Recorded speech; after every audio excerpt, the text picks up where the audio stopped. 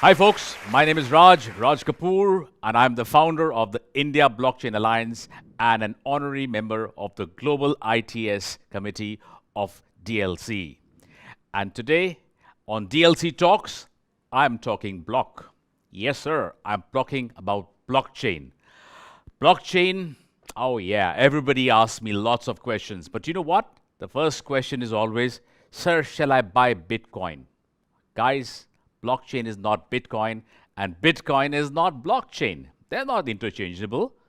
Bitcoin is a great use case on the blockchain, but we'll come for that another day. In the meantime, let me tell you how blockchain is revolutionizing not only us, but the world we live in, our economies, and our nations. You know what? 2008, when Satoshi Nakamoto actually challenged the whole world, when he actually put together a paper which says, listen, guys, we can do business together one on one. We don't need anybody like a bank in the middle to transact. Well, he shook up the world. And by the way, that's not even his real name. It's his anonymous name or a pseudonym because he was scared. He was scared somebody might take some action on him because he was actually threatening an institution. Well, what he was doing was establishing another institution. And that doesn't go down well with many people. Anyway, let's fast forward a little bit. Everything started from 2009. Let's fast forward now, the last 2 years. The last 2 years have seen blockchain, especially at the enterprise level, go big time. When we say big time, you know, I've been in this space since 2010. It's been a long, long journey. Not a soul used to ask me about blockchain. Not a soul used to ask me, what am I doing? And today, everyone asks me that question. That's a paradigm shift. Let me start by saying, guys, that blockchain is not just an information technology. People confuse it with only technology. It's not. It's an institutional technology. And there's a big difference. Institutional technologies don't come around every year. The first one was the internet, 94, 95. Now it's the blockchain, so you can see how powerful it is. You know, people say nowadays, whoever I speak to, the corporates, the enterprise, they all ask me, what is blockchain? And I say, guys, that's your future. Leave it, and you're out of the race. Well, why? Let me explain to you some of the reasons why. You know, I've worked now, 2 years back, I was working on about 12 use cases of blockchain in different industries. Today, I'm working on 57 such projects, all different. And blockchain is not just for the financial sector, which a lot of people do believe. It started off with that, yes. A majority of applications were built for the financial sector, but today, every sector, you name it, utilities, hospitality, logistics, shipping, travel, everything is on the blockchain. The government is running so many projects on the government. Now, what happens? Why are they doing that? Well, blockchain is built on 3 very solid fundamentals. 1, it is time-stamped. You can never change that. All data, once it's created, is on that. Second, it is decentralized.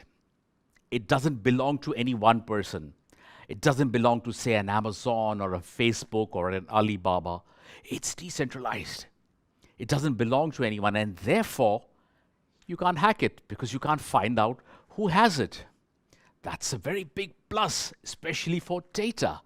And the third and the most important, it is immutable. Once data is created, you can never erase it from a block. Now imagine that.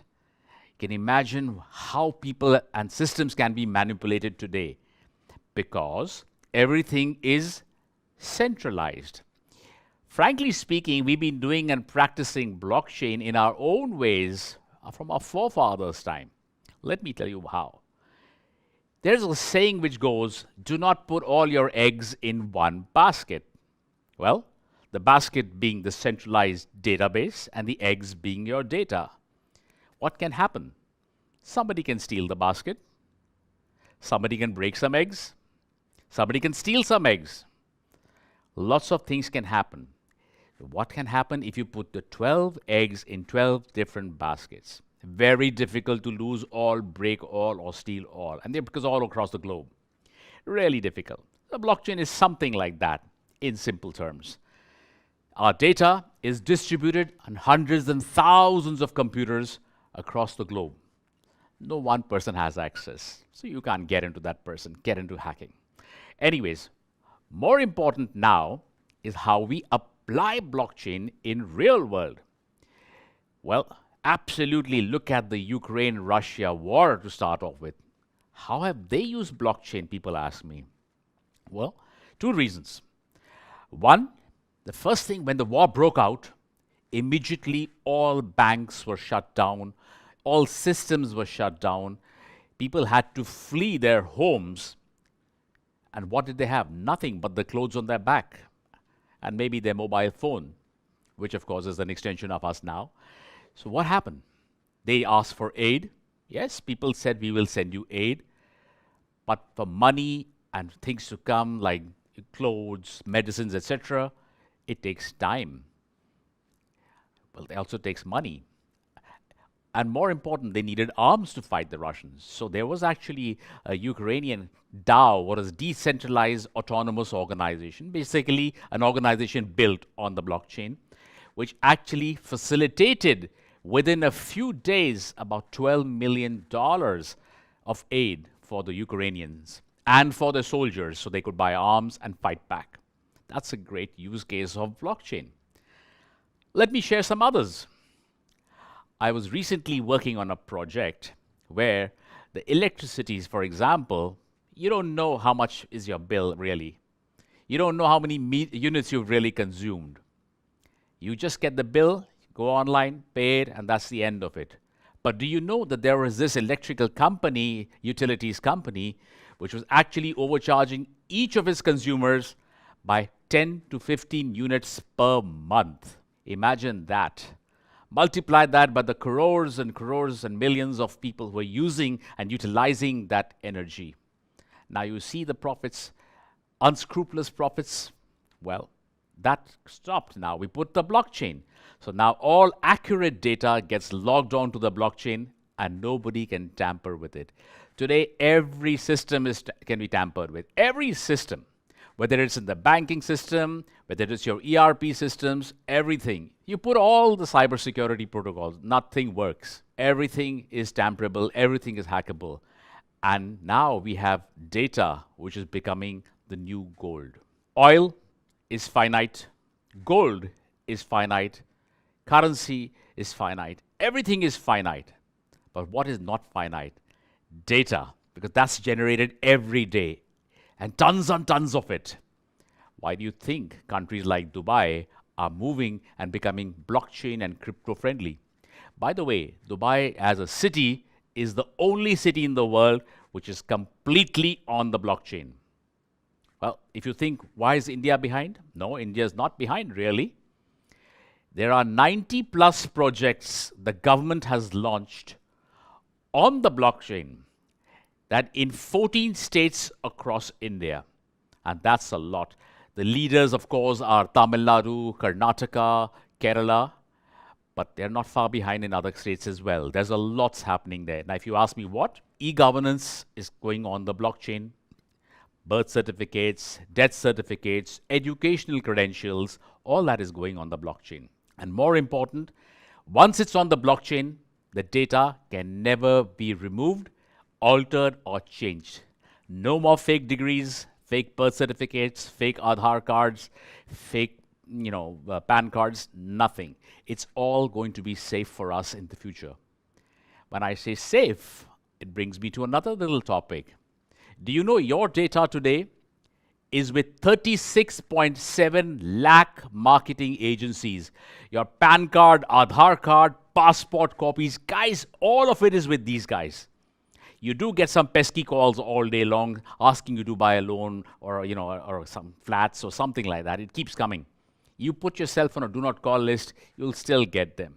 There are no systems which block them really. Very, very perfunctory. You block one number, the other one pops up, the next one pops up. It's never going to stop.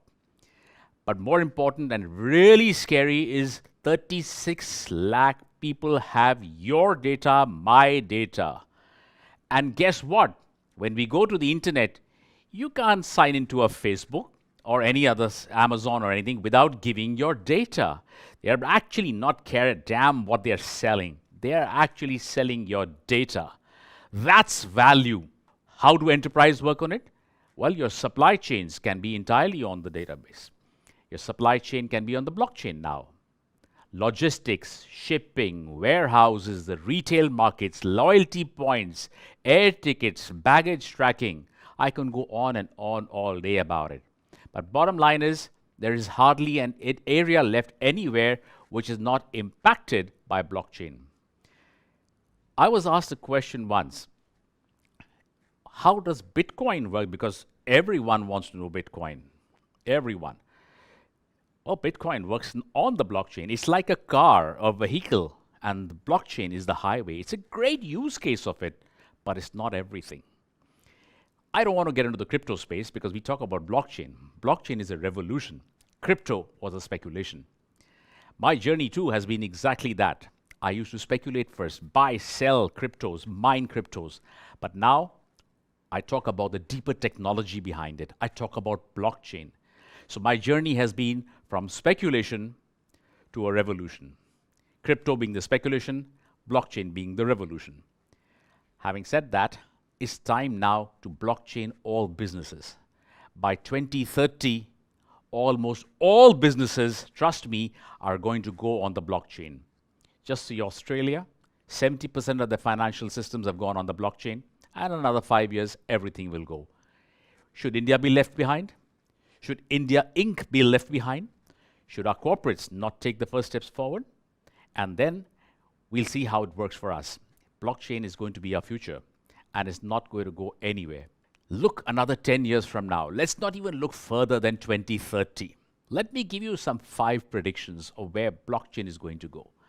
First of all, as of now, if you see Gartner had actually a report which says blockchain is going to be a $3.1 trillion industry.